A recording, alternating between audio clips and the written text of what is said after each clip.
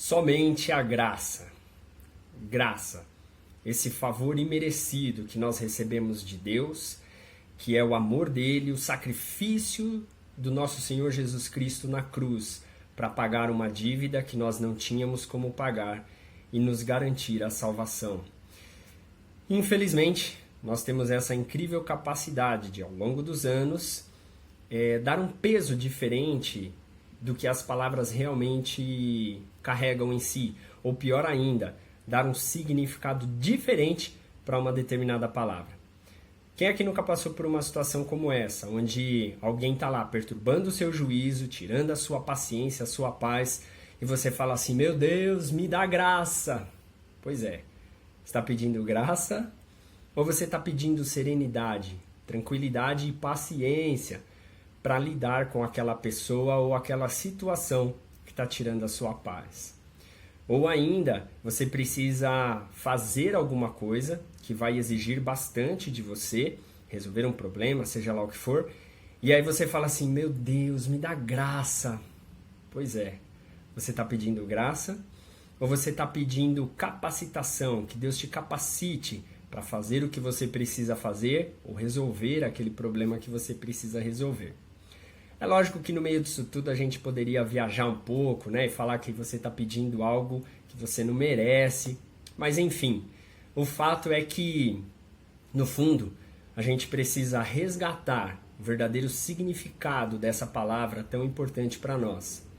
Que nós possamos vincular essa palavra à imagem da cruz, porque foi ali que Deus demonstrou o tamanho do seu amor por nós, onde Jesus Cristo se sacrificou em amor para pagar o preço dos nossos pecados e nos trazer a redenção. Bom, somente por esse ato de perdão é que nós temos salvação. Em outubro, nós comemoramos 504 anos da Reforma Protestante e junto com essa reforma nós resgatamos os 5 solas, os 5 somentes, né? Que é somente a graça, somente a fé, somente o Cristo, somente as Escrituras e somente a Deus glória. E falando da graça, eu queria trazer à memória uma passagem que está lá em Lucas, capítulo 7, do versículo 36 ao 50, quando Jesus vai jantar na casa de um fariseu, ele recebe o convite para jantar lá, e aí o Cristo já está lá e sorrateiramente entra uma pecadora na casa desse fariseu. A Bíblia não fala qual é o pecado dessa mulher, a Bíblia chama ela apenas de pecadora. E essa mulher dá um jeito de chegar até o Cristo e se achegar aos pés dele. E aquilo para ela é tão grandioso, tão importante, que ela começa a chorar compulsivamente.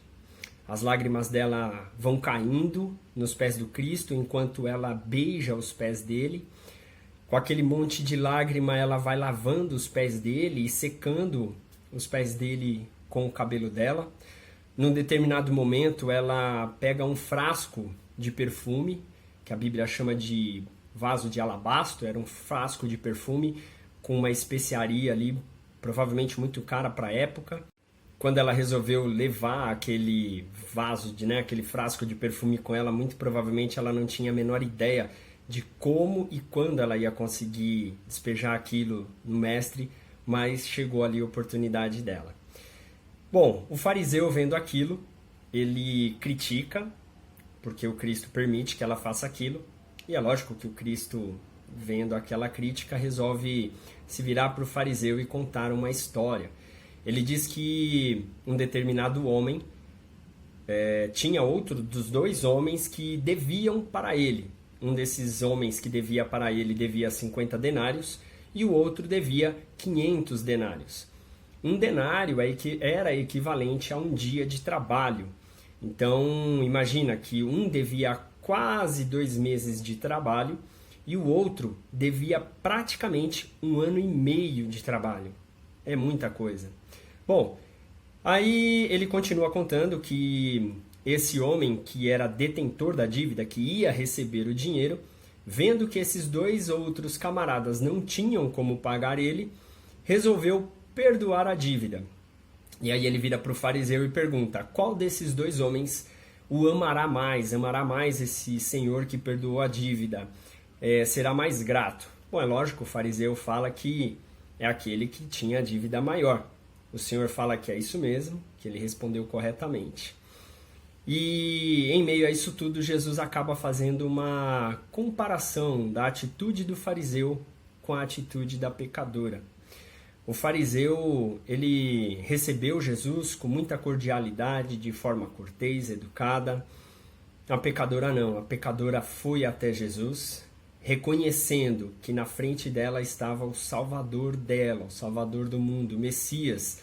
Tratou ele com toda a honra e com toda a gratidão que ela podia.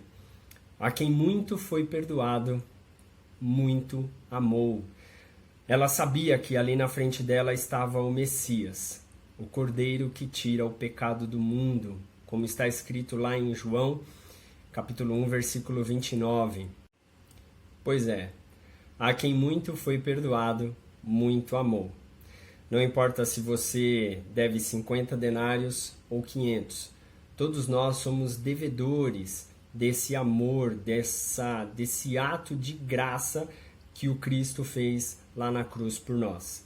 Essa graça, somente por essa graça, por esse ato de sacrifício do Cristo na cruz, é que nós fomos salvos.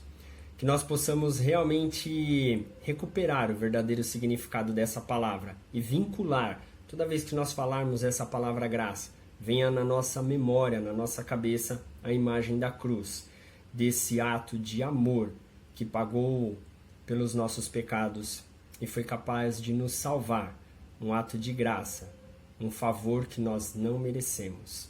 E que nós possamos ser como essa mulher pecadora, que reconheceu o tamanho da miséria dela e quem estava diante dela, o Salvador da humanidade. Que a paz do nosso Senhor Jesus seja com todos.